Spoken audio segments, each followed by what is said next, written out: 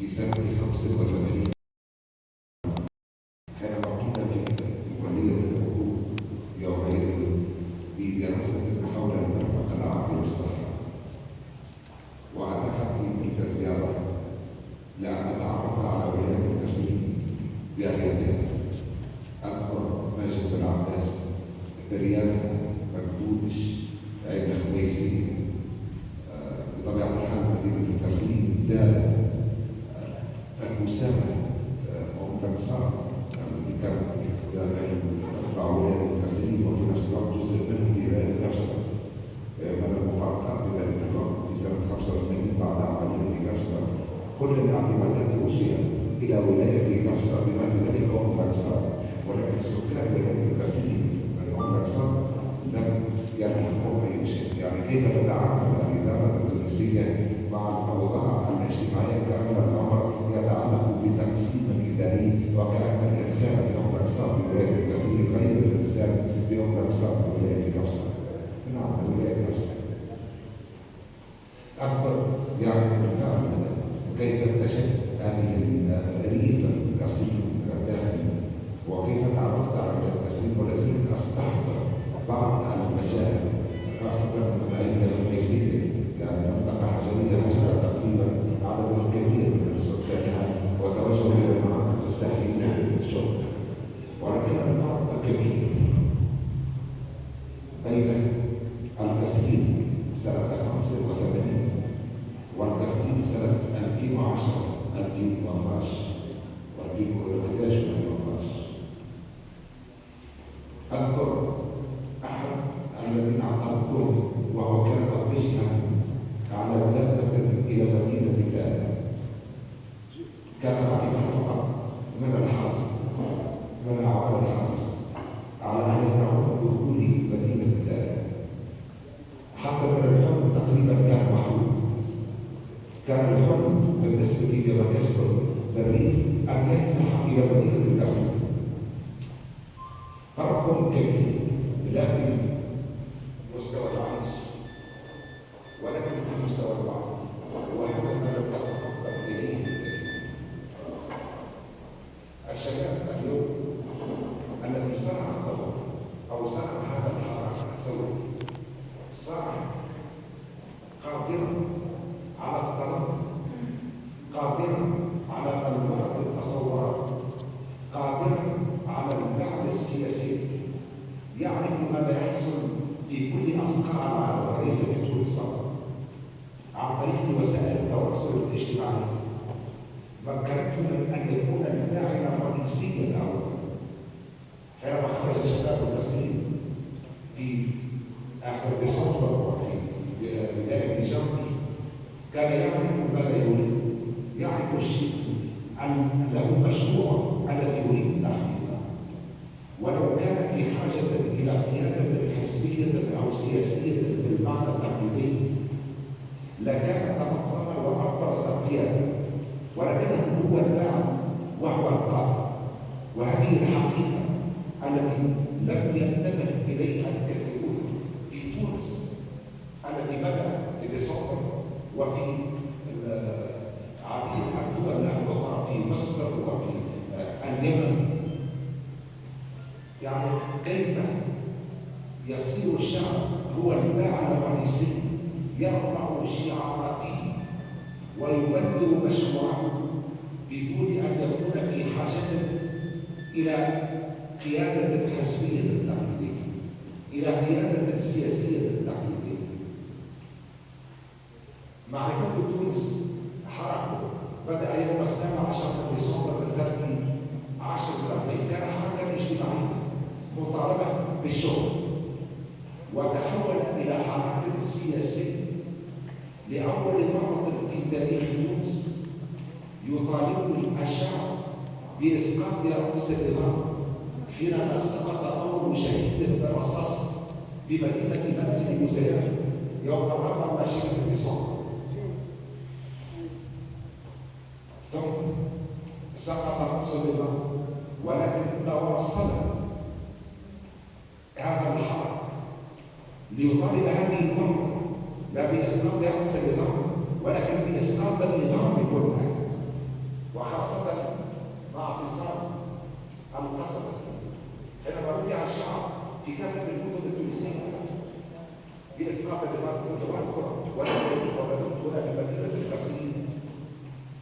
أنسى ذلك. أنا حينما تم الإعلان عن الشهور الوقتي برئاسة الجمهورية وأعلان الفصل السادس والخمسين من الدستور، خرج شباب المصريين قبل أي أستاذ آخر في القانون الدستوري وقالوا لا للانقلاب على الدستور. ربما يذكر ذلك بعض المحامين اليوم لا أعرف، ولكن خرجوا قالوا قبل أن يخرج أساتذة القانون وقالوا لا للانقلاب على الدستور، وطالبوا بتطبيق الفصل السابع والخمسين من الدستور. كان ذلك بعد خطاب الوزير الأول الأسبق محمد الغربيش حينما قال أنه سيتولى الرئاسة بناء على الفصل 56.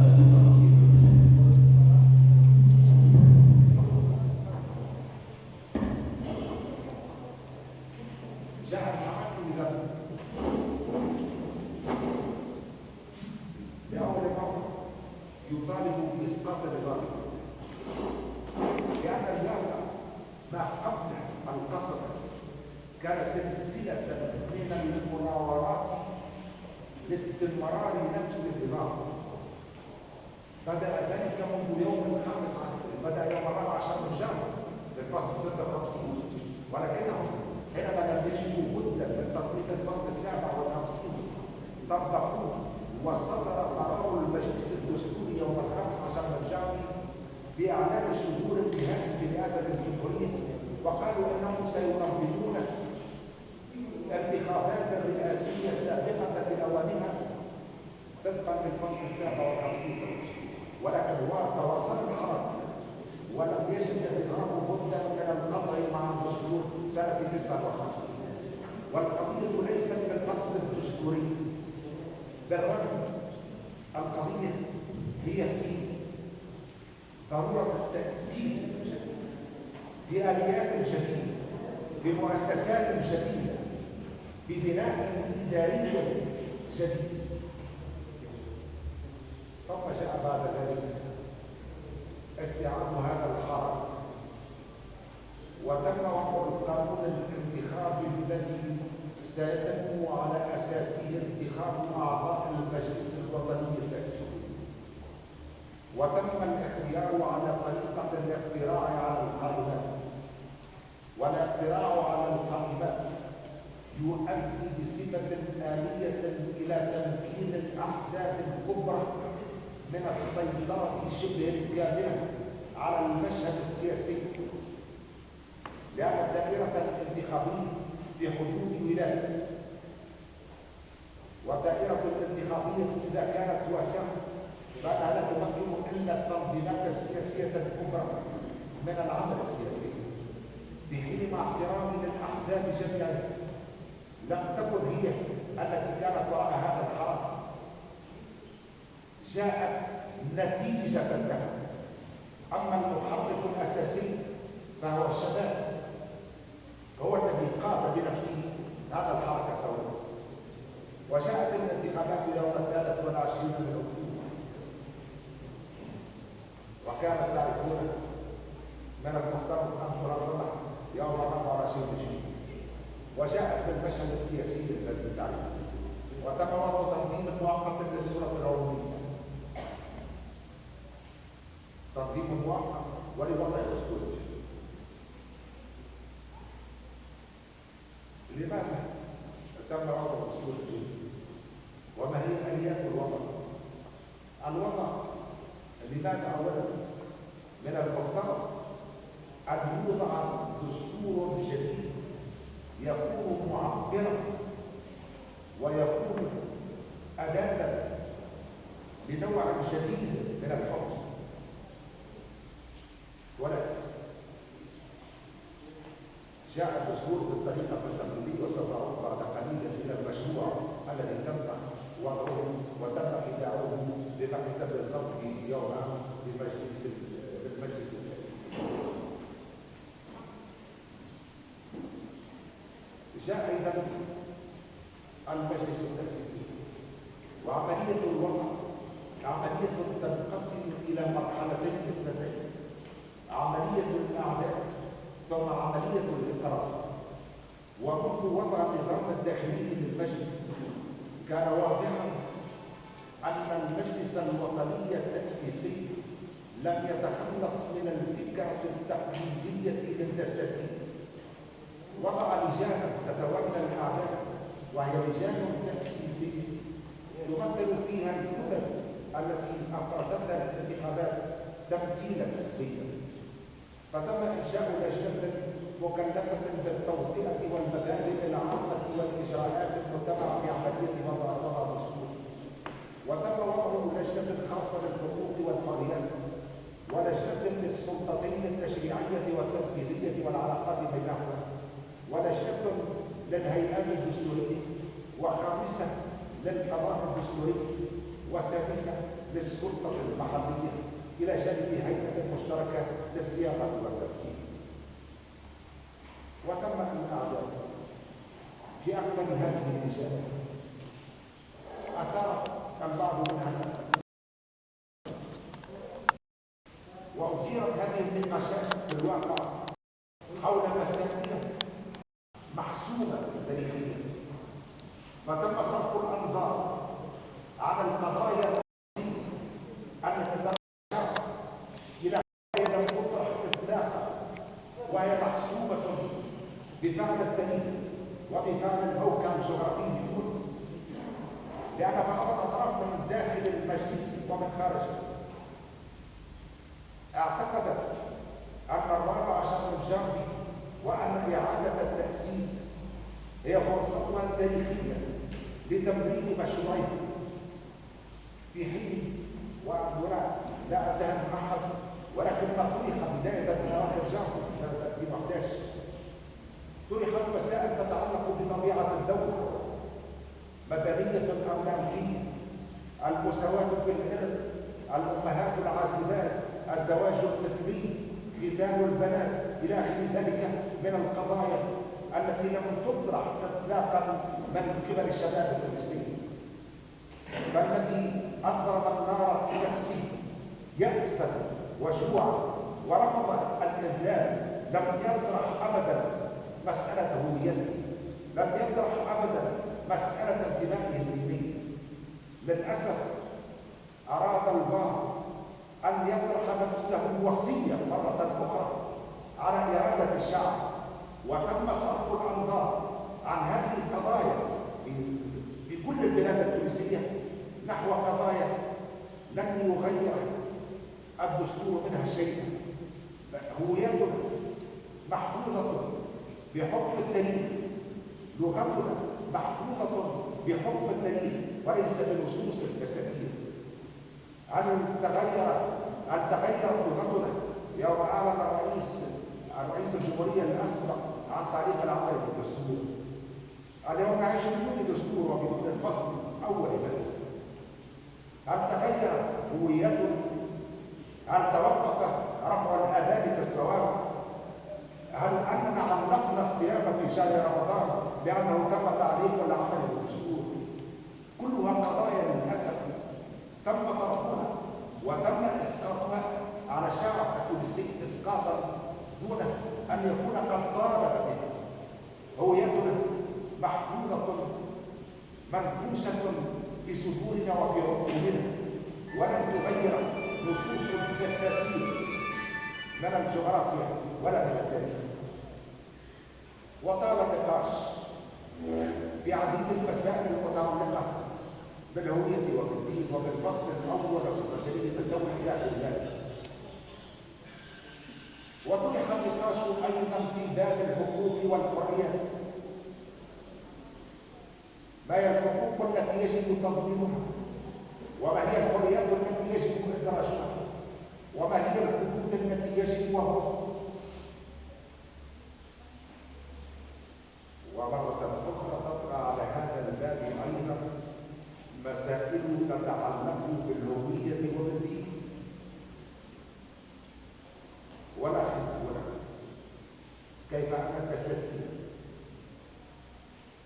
نبدأ في تجربتنا الدستورية التونسية وفي البلاد العربية وفيما يسمى بالبلاد النامية بوجه عام لا الحفاظ على الحقوق ولا الحريات ولا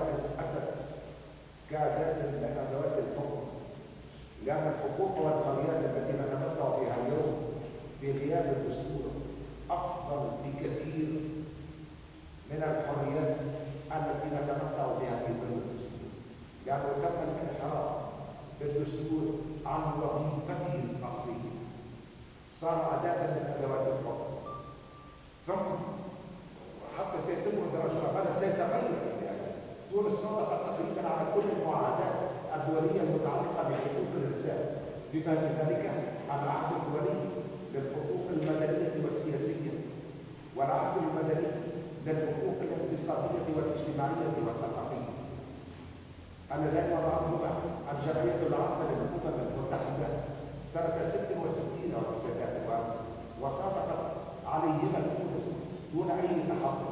يعني من الناحية القانونية سوف تكون هناك حماية دستورية، ولكن ليس هناك أي إضافة أخرى باستثناء هذه الحماية أن كتب لها أن تكون حماية، وأن وجد حقا من سيتولى حراستها وحمايتها في المستقبل.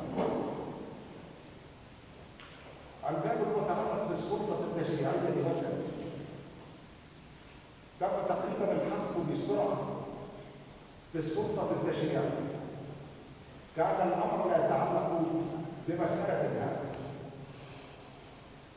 تم تقريبا وضع نفس الاختصاصات التي كانت مخولة للمجلس النيابي السابق،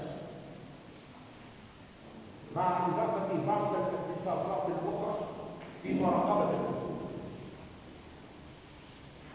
ولكن حسم الأمر بصراحة، وبقيت النقاشات مركزة على السلطة التنفيذية وحدها، والخلافات التي حصلت في الأيام الأخيرة حول توزيع الاختصاصات بين كل من رئيس الجمهورية ورئيس الحكومة تدل على أن المؤسسين الذين قالوا إنهم سيضعون دستورا يستجيب لمطالب الثورة هم بصدد وضع دستور بنفس الفكر الدستوري الذي كان قائما عند وضع دستور 1959.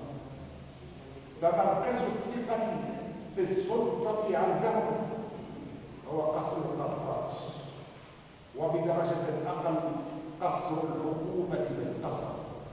كل النقاشات وكل الخلافات ورفع الدعوة أمام المحكمة الإدارية للنظر في التسيير الإداري للمجلس، وكما قيل للنظر في هذا الانقلاب على الدستور من قبل الهيئة المشتركة للصياغة والتنسيق نتيجة لهذه الخلافات. يعني هم يستبطنون تقريبا نفس الفكرة السابقة.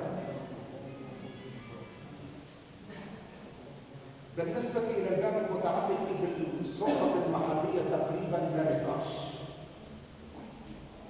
في حين